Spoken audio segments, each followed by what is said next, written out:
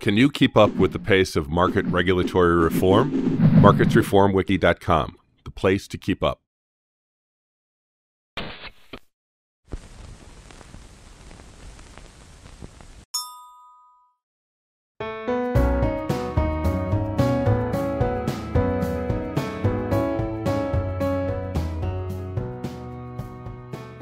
What are your feelings on the timeline of Dodd-Frank? Well, as you know, Dodd-Frank was adopted in 2010, but the Congress, fortunately, did not decide to regulate the markets directly. They laid down parameters for the various regulators. You have what I think is a quite responsible Congress saying, we don't understand this, but we want the agencies, and now the SEC and the CFTC acting together to be responsible about their rulemaking. And although they required some things to be done within a certain time frame, I would gather that they knew that that wouldn't happen. What is the background of the Volcker Rule? Paul Volcker, the former chairman of the Fed, suggested that the large banks should be prevented from engaging in proprietary trading in stocks and in derivatives. That rule was adopted by Congress under the term the Volcker Rule. And now all of the agencies, the Fed, the SEC, and the CFTC, and I think maybe FDIC as well, are trying to draft similar rules for the implementation of that rule.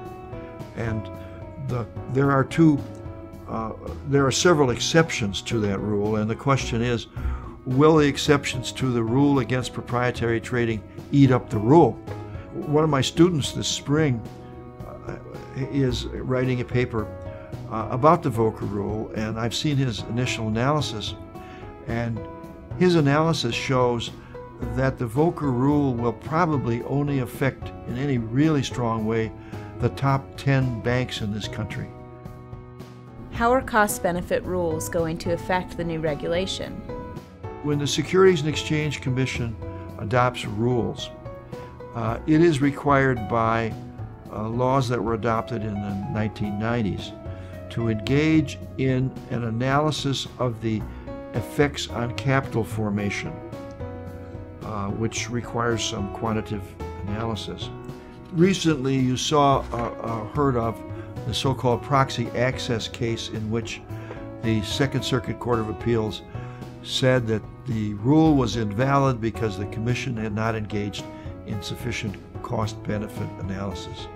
We have a situation in which the opponents of regulation, and I think we're going to name the Chamber of Commerce as the primary opponent, are going to insist that there be cost-benefit regulation for every rule and perhaps for other aspects of the Commission's activities, and then they are going to challenge those rules in court. The rules they don't like, that is. They'll challenge those rules in court to prevent them from becoming effective. What has to happen at the Commission is that the Commission has a much bigger staff, much full of economists and financial people, all of whom are going to have to deal with this cost-benefit analysis problem. My regulator self says that I think the proponents of cost-benefit analysis for everything are really trying to slow down the Commission process, and it is not a good result. Are there any other tactics slowing down regulation? For the most part, the Commission has anticipated many of these challenges. It has, for instance, dramatically changed its enforcement environment. It has increased the number of lawyers who are going to be involved in cases rather than being administrators. It has created 5 separate new specialized areas that are emphasized.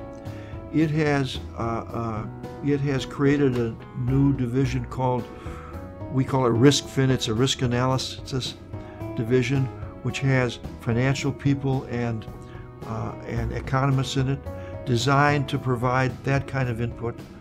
So the Commission is, I think, ahead of the game in that area.